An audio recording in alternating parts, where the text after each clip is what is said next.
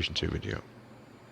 As always guys, if this video does help you out, if you want to drop it a thumbs up, maybe think about hitting that subscribe button, hit the notification bell to be notified of any forthcoming videos. So today we're going to be responding to a user request by the name of Davon Bedford Powell, who messaged into the channel saying, "Beautiful work you're doing there, do you think you can do a healer build?"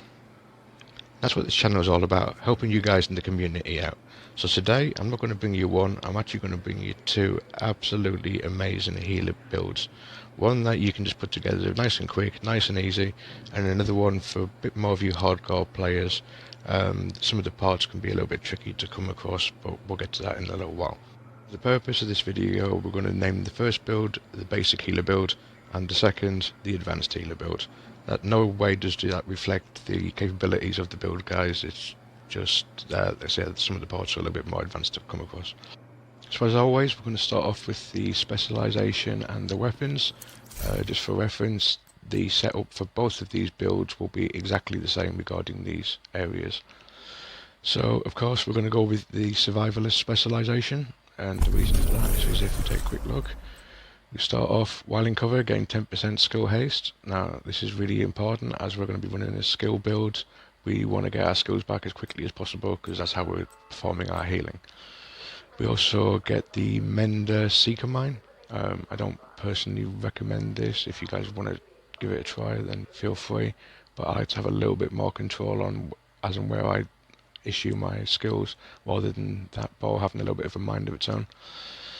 We've also got the armor kits now, repair over 5 seconds instead of instantly, but also apply to all group members within 20 meters. This is a really great talent now, especially when you're playing the harder difficulty like legendary. Medkits can be used quite quickly and can be hard to come by. So the fact that you can heal yourself and do your entire team is just absolutely fantastic. We've also got 10% increased protection from elites. Now once again, as we're running a 6 tier yellow build, we are going to be very, very squishy, so 10% protection from elites, that's just like really helps us out. But this is the main reason why we're here. It's 15% increased outgoing healing, so this is going to give us a 15% buff to any healing that we perform to anyone. And as a little boosty bonus, we get the incendiary grenade. Now this can be really helpful if you see like a little pack of NPCs spawning in a doorway, for example. This is a really great way of just catching them all together, keeping them contained while the rest of your team manages to put down the DPS. So now we've covered the specialization, we'll take a quick look at the weapons. So as far as your pistol is concerned, you can really run anything you like here, guys. You're not going to be depending on this. I've got the TDI named card there at the moment, but as a secondary, I like to run the Sweet Dreams. We're not really using it for the damage, we're just using it for the talent. Sandman, melee attacks instantly kill any non-elite enemies. Cooldown only 15 seconds. So whilst I'm playing healer, like I said, we are squashy. If any NPCs try and rush us or get a little bit too close for comfort, we can simply pull this out, melee kill them, and go back to doing our healing duties. As far as our primary weapon, I've gone for the designated hitter named Marksman Rifle, and that's because it comes with the talent Perfect Reformation. Headshots grant 40% skill repair for 15 seconds. Now if you don't have this rifle or you don't really want to go out and farm it, you can just put Reformation as a normal talent on there. You won't quite get as big a buff, but it still does the job. So what I suggest you do when you come across a bunch of NPCs, if you let your team basically line up the first shot, land an easy headshot, you don't have to worry about killing them, just literally land the headshot, then you can then go about healing with that increased 40% buff. As you can see, I've gone for the incendiary grenade, like I say, for a little bit of crowd control, and obviously we get the crossbow specialization. Now the great thing about the crossbow is, even though you are running as a healer, if you get like a big heavy, like a chunga or something, you can quickly whip this out, and obviously with one shot you can take down the chestplate armor, allowing your DPS players a bit of an easier ride. So now we've covered the weapons and specializations to cover both of these two builds, let's jump into the actual gear setup for the basic healer. So as you can see, we're running an all yellow setup, we're running 4 pieces of future initiative. As you can see from the set, we're getting a 30% repair skills bonus from the 2-piece, 15% skill haste and 30% skill duration from the 3-piece, and from the 4-piece we're getting ground control. increases you and your allies' total weapon and skill damage by 15% while at full armor. When you repair an ally, you and all allies within 5 meters also repaired for 60% of that amount. So not only are you putting down a great heal, guys, you're actually increasing everybody's weapon damage at the same time. So this is an absolute must. As you can see, the 4 pieces we've picked are the mask, the holster, the gloves and the knees. We haven't gone with the chest and the bag. The reason for that is that these 2 pieces of Future Initiative are actually raid exclusive. If you haven't completed the new Iron Horse raid, you won't be able to get these 2 pieces. You could run with somebody that does have the blueprints or already have these in the open world, and they could drop these pieces for you if they were kind enough to share. But that's the reason why this build won't be for everybody. These other 4 pieces can just drop in the normal open world, so if you need to go and get them, just simply go and pick targeted loot and just farm that area. And the great thing is, as you can see with the gloves, the knees and the holster, it only comes with 1 attribute, so any drop that you do get will technically be a god roll, because the first attribute is always going to roll skill to you, and then you can simply wreak out the wanted stat on there. So we'll take a quick look at the mask. We're going with skill tier, maxed out 20% skill repair skills and a 19.7 repair skills mod. The holster, same again, skill tier, maxed out repair skills. Knee pads, exactly the same, skill tier, repair skills. Gloves, same, skill tier, repair skills. So as far as the chest and the bag are concerned, you can either go with a 2-piece Alp Summit, which will give you a bonus from the set as 20% repair skills and 20% skill duration.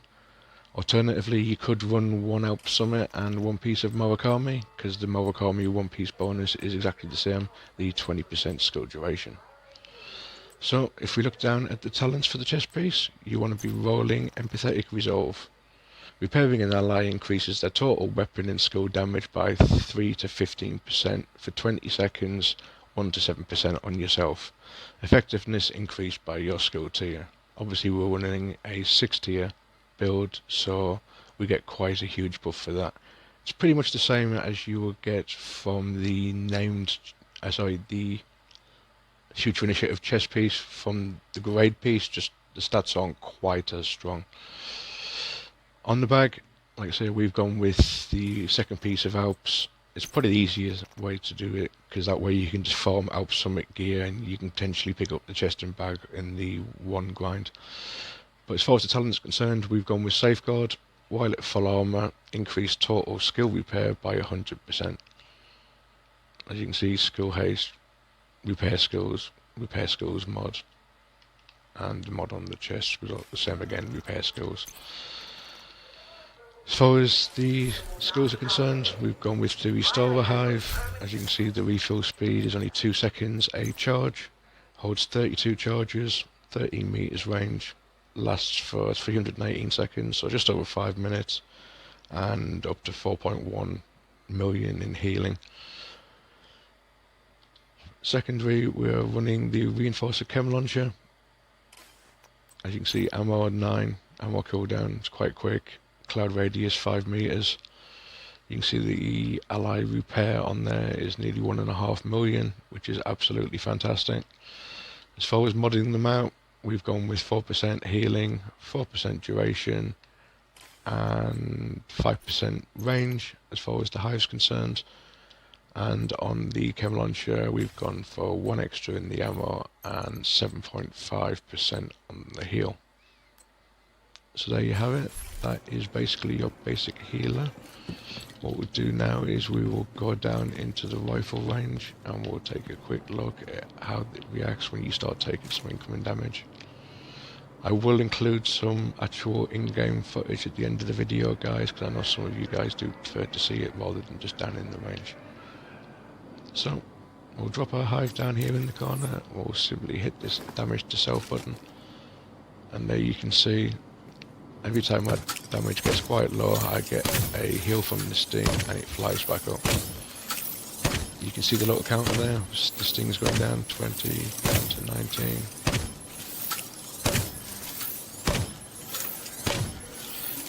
if you stop taking damage and pick this up, then obviously this will refill from only 15. As you can see, the lightning speed on how quickly that does fill up. If you do let it pop, then obviously it will have to refill back up from 32, but it's refilled in no time. We'll do some more damage again, but this time we'll heal ourselves with the chem launcher. We'll give ourselves a quick little blast, and as you can see, go back up to full Serious health. trauma detected. So that's going to do it for the basic build guide. So now we're going to move on to the advanced heal. So here we have the setup for our advanced healer build.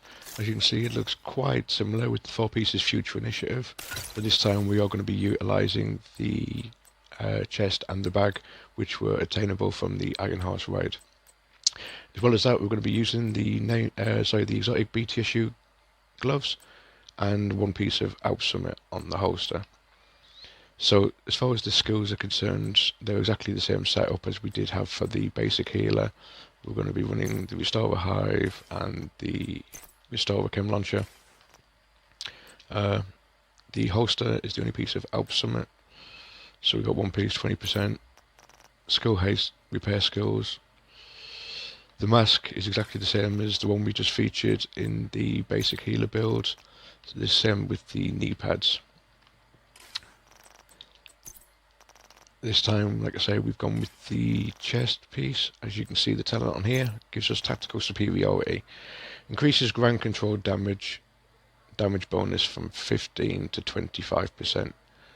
So that bonus that we mentioned earlier, guys, as you can see, that this is added like an extra 10% damage. Backup request. However, like I say, with this being obtainable in the raid, not everyone is going to be able to run it like this. If you want to add more DPS to your team while still running as a healer, this is definitely the way to go.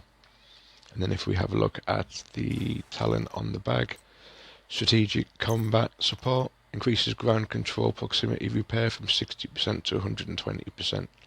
So once again, the massive heal that we're giving to our team whilst they're inside our hive, this is being doubled.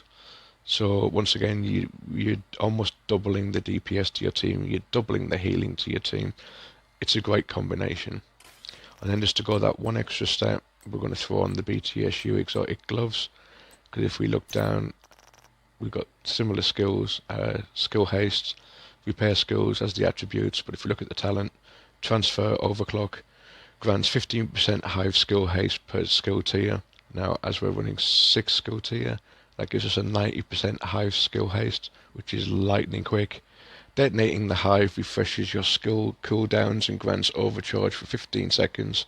So if we were to destroy this, guys, the entire team would effectively be going into overcharge for 15 seconds. At skill tier 6, this also applies to all allies, so everybody on the team is going to get this bonus. Allies receiving this effect are unable to benefit for 120 seconds, so basically 2 minutes. But the good thing about the BTSU gloves is, guys, if your team are running revive hives, once they've used them up, by you simply destroying your hive whilst wearing these, it will reset everyone's reviver hive, effectively giving them another life, and you can effectively keep doing this time and time again every 2 minutes. So that'll about do it. This time we'll again go down into the range. We'll do the same thing. We'll just throw ourselves the hive down in the corner. We'll go up and we'll start taking some damage. As you can see, the heal is definitely stronger and quicker. There's no doubt about that. As far as the overhaul numbers on the heal are concerned, the basic healer does do about the same heal. This one just does it basically a lot quicker. So we'll destroy that hive quickly, and as you can see with the reset, it's lightning quick. I mean, frighteningly lightning quick. We'll do damage, and then this time we'll do ourselves a heal with the chem launcher. I'd say the chem launcher is about the same. Immediate medical assistance That's the first needed. basic healer, but it definitely heals for a lot more when you look at the actual stats. But that'll do it for today's video, guys. I hope you enjoy both of them, whichever one you choose to run. I'm curious which you prefer, which you find more effective. Once again, guys, if you did find it helpful, remember to drop it a like. Any questions you've got, drop them down in the comments below. And until next time, guys, I'm going to leave you a little bit of a footage from myself and my teammates playing in the summit while I'm running healer. I'll leave a minute or two up of each heal build that I'm using at the time. But until next time, guys, enjoy the game and keep grinding.